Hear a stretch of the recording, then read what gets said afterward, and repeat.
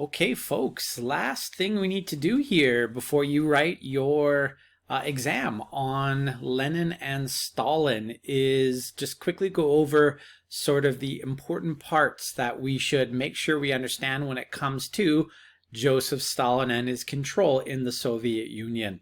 So number one, ask the question, identify the various ways in which Stalin was able to rise to power and become the unquestioned head of the Communist Party in the USSR. Remember that Lenin did not want Stalin to be the guy who took over the reins of the party. It was supposed to be Trotsky. But how is it that Leon Trotsky ended up with an ice pick to the head? Compliments of Stalin.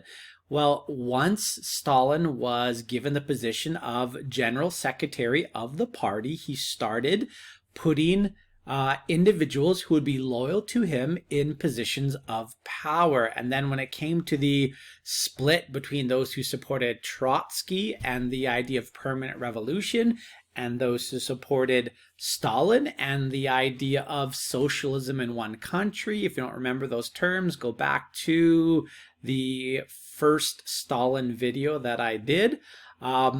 Anyways, when it came to that schism, that rift, between these two, you had more people who were loyal to Stalin than were loyal to Trotsky. Slowly but surely, Stalin was able to marginalize Trotsky and make people not trust him. Now, number two, explain the overall goal of the collectivization of farms, sometimes referred to as collectivization or collectivization of agriculture. The whole point here, guys, was to boost agricultural output. So remember, collectivization is where small, private, individual farms were seized by the state, by the Soviet government, and made into larger collective farms. So if you had a farm here, and there was another farm beside it, and another farm beside it, right? They all became one giant collective plot. And the whole point here was that by pooling resources together, the farms would be more productive, right? By working together, right? This is a very collectivist idea. By working together, we produce more.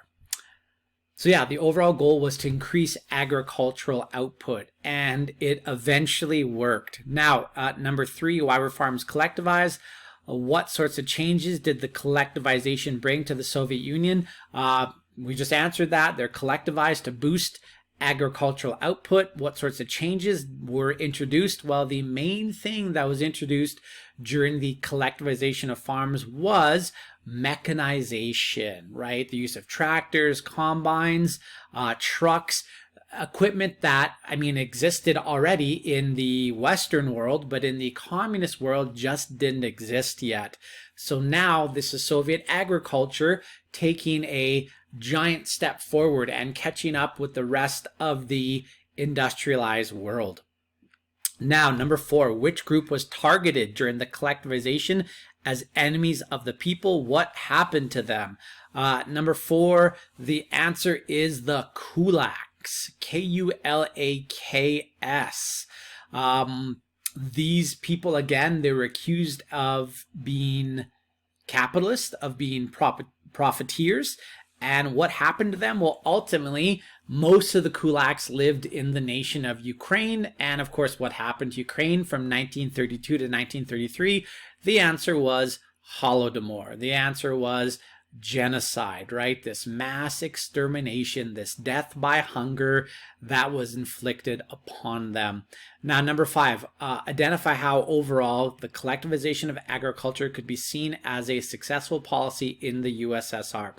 So remember, guys, collectivization is going on during the 5-year plans. The people working in the factories who are helping build the equipment that the Soviet Union needs, well, they need to be well fed, right? So collectivization of agriculture and the 5-year plans go hand in hand with each other. Now, how could we view it as successful? Well, did the 5-year plans work? Yes, they did. And collectivization was a big part of that. And of course, also, there's the secondary benefit of getting rid of the kulaks, right? Once they were eliminated, it was a more easy operational time for the Bolsheviks, because they didn't have this group of dissenters fighting against what they wanted to do.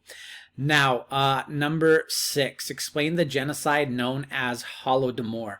Holodomor translates to death by hunger. And if any of you have ever done like a fast, a 24-hour fast, Y fast at ABJ, you know that hunger hurts, and that's usually only for 24 hours. It's hard, right?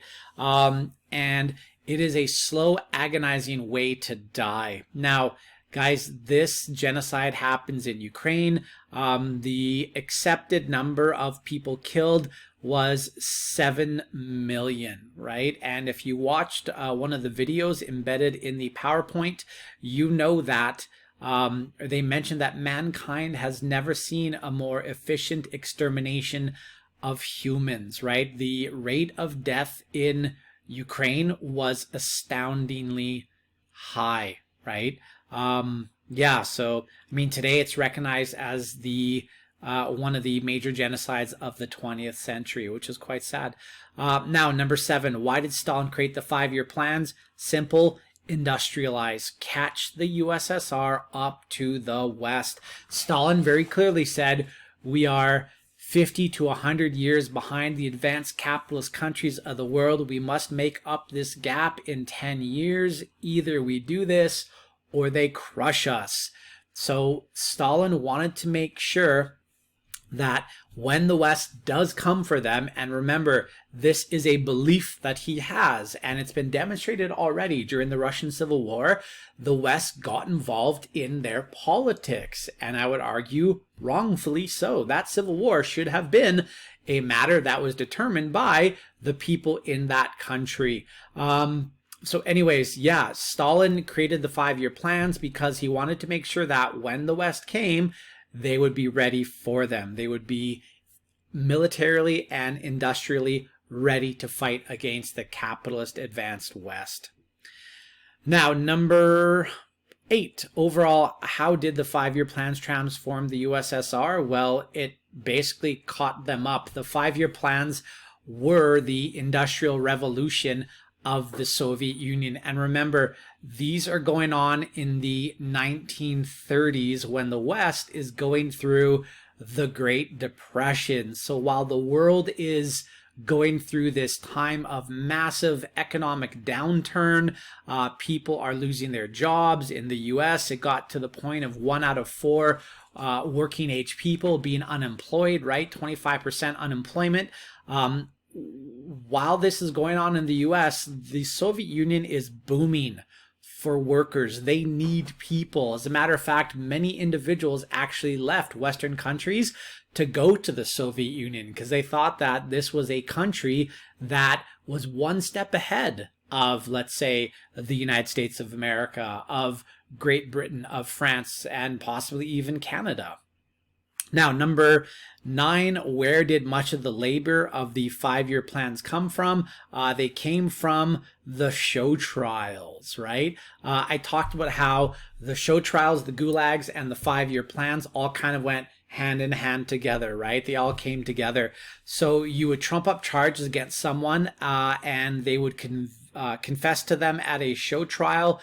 They would then either be shot or they would be sent to a gulag. Gulag locations typically were where there was a need for 5-year plan labor. So extraction of resources, clearing of trees, building of roads, digging of coal, the mining of iron, whatever it happened to be, right? Trump up charges, find them guilty, and then ship them off as labor. And the Soviets could do this because they had so many millions of people. Now, number 10, how did the roles of farmers and workers, the two main classes celebrated in the Soviet Union, change as a result of the 5-year plans? Well, the workers became more educated and they were celebrated, but nonetheless, utopia not achieved. The farmers were subjected to terror. They had a horrible life on the collective farms, despite the propaganda trying to convince you otherwise. and they did not achieve utopia either. The USSR is a giant failure as an experiment if you look at it long term. Now, number 11, who was Alexei Stakhanov and how was he used for propaganda purposes? Alexei Stakhanov was that coal miner who they said in the Soviet Union he mined 14 times his quota of coal in one 6-hour shift, right? 102 tons. Whether he did it or not, that doesn't matter. What matters is what he became. He became a celebrated member of the proletariat, right? And they created the Order of the Stakhanovites to make people want to be just like Alexei. When I was a kid, there was Michael Jordan was a big deal, right? Growing up when I was like in high school, I mean, arguably the best basketball player who ever lived. I still believe that. LeBron James is awesome, but I think Jordan's just one step above. But anyways, there used to be a song, I think it was a Gatorade commercial, and it was about Michael Jordan, and the song went, I want to be like Mike. Well, guess what? In the Soviet Union, everyone wanted to be like Alexei. He was a prominent public figure because of the great contributions that he made to the working class in the Soviet Union. He was a hero. He was given cars and other handsome rewards because of what he did. And if people could achieve the status of being a member of the Stakhanovite order, then they would receive it as well. They would be celebrated. So some people really did become go-getters and try to do great things because of what Alexei Stakhanov achieved. Now, number 12, explain how/why the gains of female equality within the USSR were reversed under Stalin. This was reversed under Stalin because of the fact that with war looming, they needed a lot of population. Because of industrialization as well, they needed a lot of population. The Soviet Union is a massive, massive empire, and as a result of it, they needed a large population to help with the extraction of the resources and the development of that country. You only get that when women are typically not working outside of the home, right? In a more traditional society, the job of women is to be in the house, to raise kids, to have babies, to cook, to clean, all those kinds of things. So Stalin wanted women to sort of go back to that role. Now, number 13, how was the state-run education system transformed in Stalin's USSR?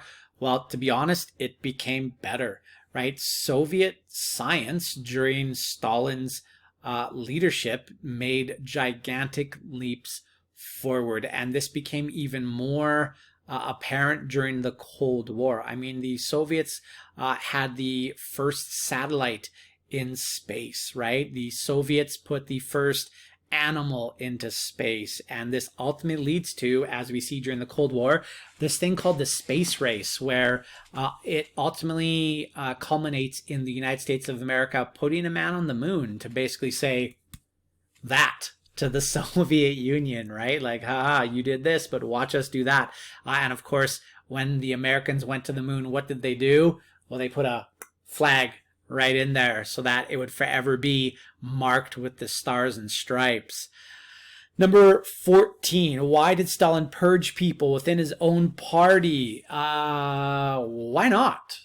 I mean, if you want to send a message that I'm the boss, right? If you kill a whole bunch of people and you make examples of them, well, that only solidifies your position as the guy in power.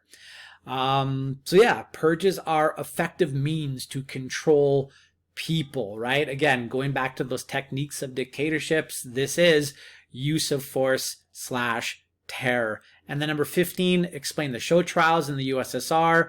How did these generate or become great moments of patriotism for some? If you watch one of the videos, you saw how during the show trials, as people were up there confessing to crimes they didn't commit in order to save their family from having the same fate, people would actually stand up during the show trials because these were public events, and they would like denounce their neighbor, right? So if I was at a show trial and I wanted to make myself look good, I would stand up and be like, Mr. Jolly wanted to kill Stalin and he is a traitor. And as I did that, Mr. Jolly would get carted off and thrown into a gulag or be sent to a slave labor camp, or he would be taken out back and simply shot, right? And while I did that, it made me look loyal, which was good, right? That was good to be loyal to the regime because it would protect your neck, as the Wu-Tang said. And then number 16, what fates befell those who were found guilty in the show trials of the Stalin era? Simple. Number 1, bullet to the head. Number 2, sent to the gulags, where you were worked to death. So both ways it was death, but one was a quick death and the other was a slow, agonizing death. Anyways, that's it, guys. Yeah, it's test time, right? So once we're done this here, and you review your material, you're feeling comfortable, go and take that multiple choice assessment, and good luck to you. Peace out.